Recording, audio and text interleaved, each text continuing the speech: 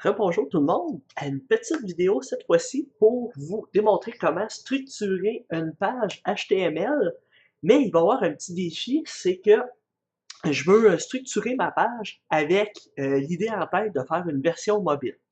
Fait que je vous montre un petit peu ma stratégie pour le faire.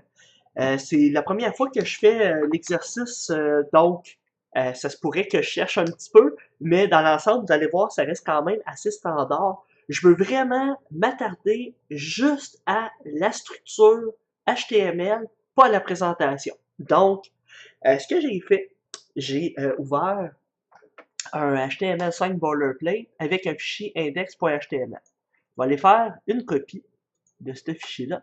Je vais l'appeler interface. Bon. Interface.html, là, j'y toucherai pas trop. Bon. Tout d'abord, je vais enlever le premier paragraphe et je vais vous montrer l'image que je veux faire l'intégration. C'est que c'est celle-ci. En fait, si je dézoome, c'est une interface avec l'affichage par défaut pour le desktop, ensuite pour la version tablette et la version smartphone. Je vais utiliser l'approche Mobile First. Donc, je vais faire l'interface pour smartphone, mais vous allez voir qu'il faut quand même que je pense aux autres sections. Il faut quand même que je pense aux autres trucs. Mais je vais commencer par faire l'HTML de ma version iPhone. Ok, on se lance. Si je regarde bien l'interface, bon, je vois que j'ai un en-tête. Donc, je vais aller créer mon en-tête. Est-ce que j'ai un pied de page dans ce site web-là? Et effectivement, j'ai un pied de page aussi. Donc, je vais aller créer mes structures de base. Bon, il y en a qui aiment bien entourer toute leur structure avec un contenant. Je vais le faire aussi parce que je trouve que c'est une bonne pratique. Remarquez que je ne donne pas d'ID à mon contenant, c'est une classe. Il n'y aura jamais d'ID dedans mon code pour des raisons que j'ai déjà expliquées, mais ça ne devrait pas avoir d'ID pour ce qui est de la structure et la personnalisation CSS. Si on a des fonctionnalités à rajouter en JavaScript, on se mettrait des ID, mais pour l'instant, on utilise des classes. Je vais faire mon en-tête, header. Je vais faire ma partie principale, main, et je vais faire mon pied de page, footer. Ensuite, si je regarde, je pense que dans mon header, j'ai deux sections. J'ai une section qui serait un peu une section avec de la navigation et une section avec mon titre et bon, d'autres éléments. Mais je vais t'en montrer que j'ai deux sections. Okay. Je vais aller me créer mes deux sections. Et dans chacune des sections, ben là, je pourrais aller me les personnaliser avec une classe. Cette section-là, il y a un panier, il y a le compte, puis il y a un formulaire de recherche. Ça pourrait être compte et recherche. Mettons, on va dire gestion et recherche. Bon, ça serait une de mes sections. Le nom ici, hein, c'est juste pour me retrouver. Et l'autre, ça serait titre navigation. Bon. Dans ma première section, je laisse ça vide, je laisse ça vide. Je ne vais pas aller mettre tout de suite mes éléments, là. Je veux juste faire mes sections de mon site. Je vais un peu étape par étape. Comme ça, ça devient plus facile à gérer. N'oubliez pas qu'on peut se mettre des commentaires qui vont m'aider. Zone d'entête. Le titre est assez explicatif, là, mais des fois que la personne ne comprendrait pas, zone principale. Surtout quelqu'un qui ne connaîtrait pas la balise main, ben au moins il sait que c'est ma partie principale de mon site. Et ma zone de page. Et voilà. Donc, là, j'ai fait ces deux sections-là. Je vais tomber dans la section principale de mon site. En fait, la zone principale de mon site, qui est le main. Là, dans cette partie-là, moi, je dirais qu'il y a une, deux, trois sections. Il y aurait la section de texte principale. Ensuite, il y aurait une section de photos. Et il y aurait une section de liens rapides. Bon. Je vais aller l'écrire. Section. J'utilise une syntaxe qui s'appelle emmet. J'écris section x3, puis quand je fais tab, ça me génère mes sections plus rapidement. Donc, je suis pas encore 100% à l'aise avec cette nomenclature-là, mais ça s'en vient. Je commence à vraiment l'apprivoiser, puis j'aime beaucoup ça. Donc, ma première section, je pourrais l'appeler texte ou description. Ça pourrait être description de l'élément. Bon, description.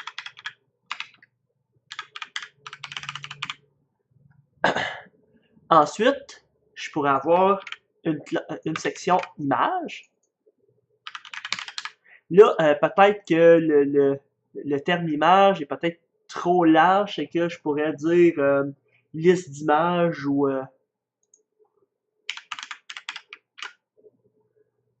ça pourrait être comme ça. Ma dernière section, elle, est facile, c'est mes liens rapides.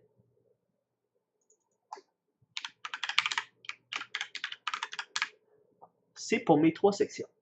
Ensuite, si je vais dans mon pied de page, j'ai, on pourrait dire, probablement juste une section.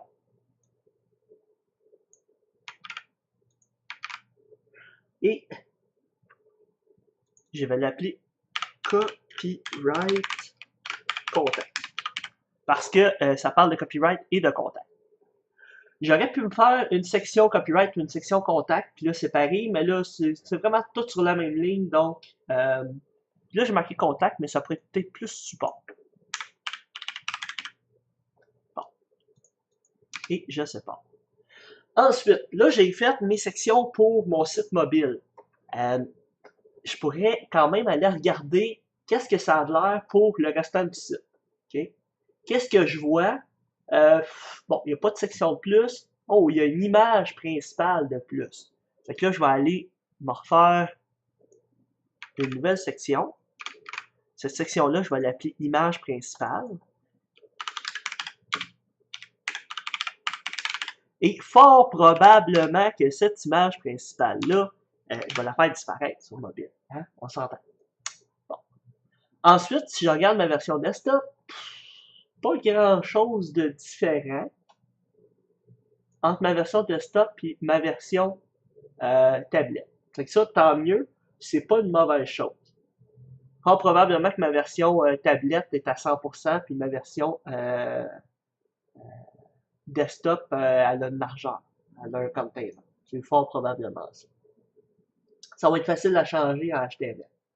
Donc, si je continue, ensuite, l'autre étape que je fais après avoir fait mes sections, ça serait de, on pourrait dire, insérer les balises de navigation et les choses qui aident à la navigation sur notre site. Alors, si on a une section qui s'appelle navigation, on a une classe aussi qui s'appelle, une autre section qui s'appelle gestion de recherche. On va aller faire la navigation. En ce moment, il n'y a pas de logo sur notre site, mais il y a un titre. Bon. Fait que H1, titre du site. Bon. Il y en a qui aiment ça mettre des hyperliens sur leur titre. Ça peut être une bonne pratique parce qu'on est habitué d'avoir des hyperliens sur les logos, ben on va le faire aussi pour le titre. Ok, on va aller le mettre comme ça, et je vais mettre un slash. Le slash, ça permet de revenir à la racine du site. Donc, c'est comme pas mal standard pour revenir sur la queue. Okay. Là, on a notre site de navigation. Après ça, on a une navigation qui est un petit peu différente sur mobile et sur le restant des autres plateformes, mais je vais quand même utiliser un form. Puis là, dans le form, je vais faire ma navigation. Par contre, je pourrais aussi faire ma navigation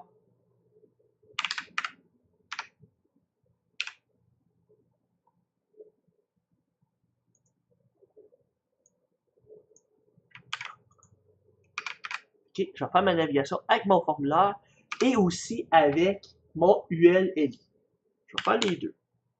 Là, encore une fois, je vais vous montrer la syntaxe de émettre.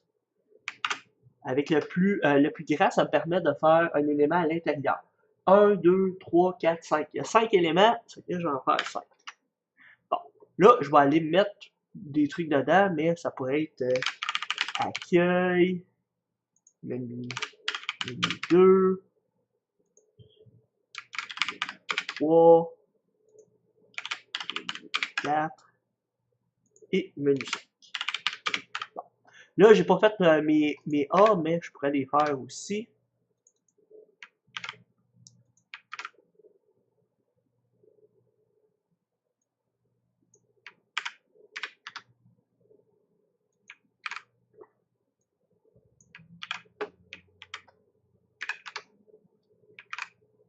Oups.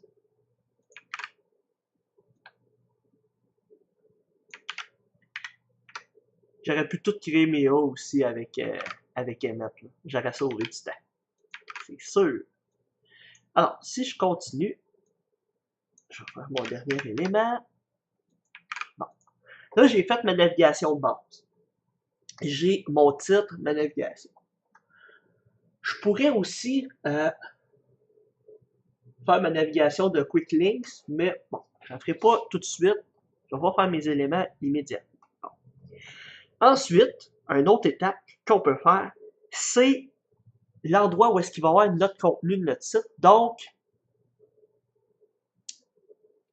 à l'intérieur de notre description, je vais faire mon H2, mon titre 2, titre de l'article, et je vais faire, je pourrais mettre le titre de l'article dans la balise article.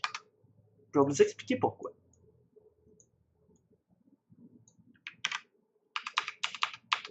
Okay. Bon, la balise article, hein, ça sert à dire que c'est un article. Le contenu de cet élément-là va être un article. Et je vais faire du lorem ipsum. Et pourquoi j'ai mis la H2 dans l'article, c'est que si cet article-là est pris sur un autre site, il y a des systèmes qui gèrent ça, c'est aussi l'utilité de la balise article. Si le contenu de ça est pris sur un autre texte, ben le titre va suivre. C'est que dans le fond, tout ce qui est à l'intérieur de la balise article, ça va être le contenu de notre site. Bon. Ensuite, j'ai fait le contenu de base de mon site. Pour cette partie-là, j'ai pas de aside. J'ai pas vraiment d'aside. Il y en a qui diraient que Quick Links pourrait être un aside, pourrait être un élément qui complète le contenu principal, mais je le ferai pas en aside. Parce que même en ce moment dans mon site, il n'est même pas dans une colonne sur le côté, ou c'est pas un élément complémentaire de l'article. C'est vraiment des liens de plus. Fait que la balise aside, moi je la vois comme ça. Le A dans aside, je le vois comme étant un peu article side. Donc, ça serait un complément d'information de la balise article. En ce moment, il y en a pas. Ensuite, un truc qu'on pourrait faire aussi, c'est mettre un peu de contenu dans nos balises de footer et nos balises en haut. Bon. Dans la balise footer, on a vu qu'il y avait un copyright. Donc, encore là, je le mets dans un paragraphe. Et je vais mettre copyright 2017.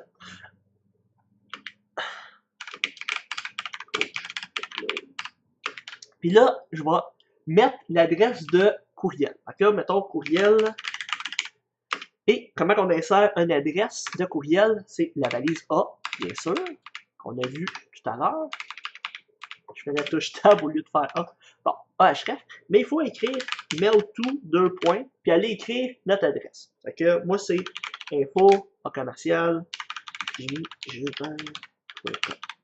Et je peux aller mettre ce code-là ici pour que ce soit ça qu'on voit aussi dans l'adresse. Bon. Là, c'est sûr qu'en écrivant l'adresse en clair comme ça dans notre site web, on ouvre un petit peu la porte au robot de spam. Donc, vous risquez de recevoir beaucoup de spam si vous utilisez votre contenu comme ça. C'est une des principales raisons pourquoi on a souvent des formulaires de contact dans nos sites web, c'est pour limiter ce genre de truc-là. C'est comme un peu une sécurité. Bon. Il y a des possibilités de bloquer la lecture de ces adresses-là par des moteurs de spam. Il y a plein de techniques pour bloquer ça. Si ça vous intéresse de le faire, cherchez un petit peu sur Google la méthode. Je l'ai déjà implanté sur certains sites. Ça fonctionnait quand même bien. Bon.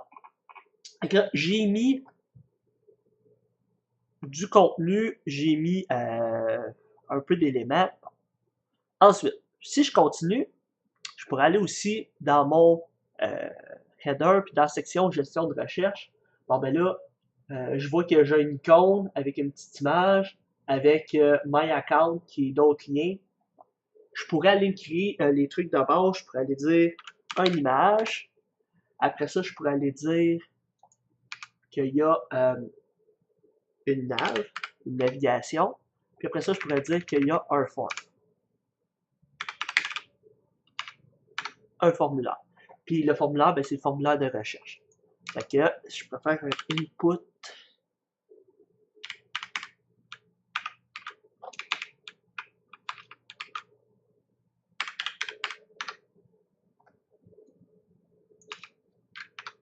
Type text, bon, ça le fait par défaut.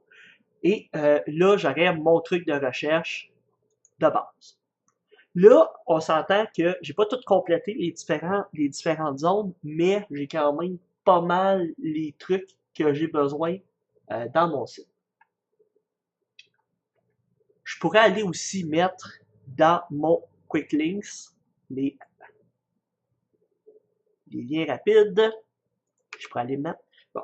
Il y a des recommandations qui disent qu'il faudrait pas qu'il y ait plus qu'une nav dans un site, mais vous pouvez en faire autant que vous voulez des navs. Les navs, là, ça peut juste indiquer au navigateur, puis aussi au moteur, puis à bien des choses que ce que vous présentez n'est pas une liste de contenu, mais une navigation. C'est que ça, c'est bien important parce que sinon, il sait pas quand les moteurs de recherche savent pas quand ils voient UL et LI. Vous voyez ici, j'ai un petit peu mal indenté mon code. Ça rend mon code un petit peu plus dur à lire. Je vais aller l'indenter. Bon. Fait que le nav, la même affaire, UL. Puis là,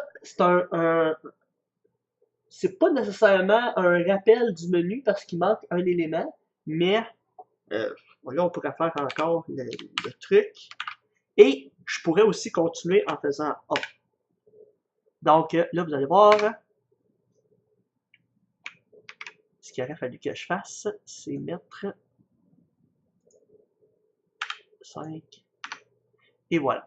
Là, il m'a construit mes 5 éléments, puis j'ai pas besoin de refaire mes AHREF que j'ai perdu un petit peu de temps tout à l'heure à faire. Donc, menu 1, menu 2, menu 3, menu 4 et menu 5. Fait que vous voyez, là, j'ai fait ma structure HTML pour presque tous les éléments. Bon, c'est sûr que on voit que les trucs sont pas positionnés exactement aux mêmes endroits sur mobile. Bon. Là, ici, j'ai dit lien rapide, mais en fait, on voit qu'il y a plus que des liens rapides, il y a des annonces et il y a un coming soon. Fait que là, on pourrait, au lieu de l'appeler lien rapide, on pourrait changer son nom, puis, tu sais, info complémentaire. Info complémentaire. Et il y a une navigation, mais là, en ce moment, je verrai quand même 3 sections à l'intérieur de ça. Fait qu'effectivement, vous pouvez avoir des sections dans des sections, ça c'est correct, c'est possible de le faire. Parce que moi, je vois effectivement quand même 3 sections à l'intérieur de ça. Bon. On pourrait aussi se faire 3 sections, une section qui s'appellerait lien rapide, une section qui s'appellerait annonce, puis une section qui s'appellerait coming soon. On pourrait faire ça aussi. Bon. Dans le fond, pour faire le responsive, à la limite, ça serait peut-être même plus simple de faire ça. On va le faire. On revient. Hein, il n'y a pas de solution. Il n'y a pas de solution toujours qu'on va toujours utiliser. Là, je refais section. Il faut tout le temps se remettre en question quand on fait notre mise en page. Donc là, cette classe-là, je vais l'appeler annonce. Cette section-là, annonce. Et je vais aussi appeler la dernière section. Ça ne sera pas annonce, ça va être coming soon, mais c'est bientôt. Bon. Là, pour mes classes, étant donné que c'est des sections, je pourrais me faire une espèce de syntaxe pour identifier dans ma classe que c'est une section. Fait que ça, je pourrais nommer mes éléments pour que ce soit clair, autant dans mon CSS que dans mon code, que c'est une section, mais n'oubliez pas que vous pouvez écrire section point le nom de votre classe à l'intérieur de ça. Bon, c'est juste pour vous faire un petit rappel des classes, mais je ne mettrai pas de nom là-dedans. Ensuite, une petite balise image et mon texte. Encore une fois, c'est du Lorem Ipsum. J'ai mes liens, j'ai mon texte, j'ai mon image. Là, l'image, il n'y en a pas à l'intérieur de ça. Pour ceux qui connaîtraient la ressource, il y a un site web qui s'appelle placeholder.it. Je l'écris tout le temps, pas correct, là, mais c'est placeholder.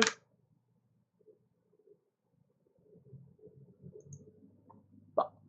Placeholder.com, c'est un site web qui permet de se créer des images qui vont se mettre dedans notre code. Donc, super facile d'intégrer des images. Là, je l'ai mis à 350 par 150.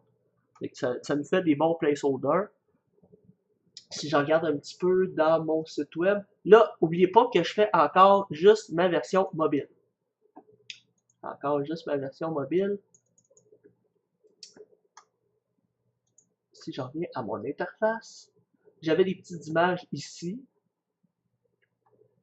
Et j'avais une image, une grande image aussi dans ma zone de principale. Liste image, image principale. Bon, je vais aller prendre tout mon code d'image. Ça me sauve un peu de temps. Là, l'image principale n'est pas là en version mobile, mais elle serait là pour les autres plateformes. Et si je prends pour ma liste des images, il y en avait 1, 2, 3, 4. 1, 2, 3, 4. Là, peut-être que je pourrais la faire plus petite. Là, je vais la faire 100 par 300.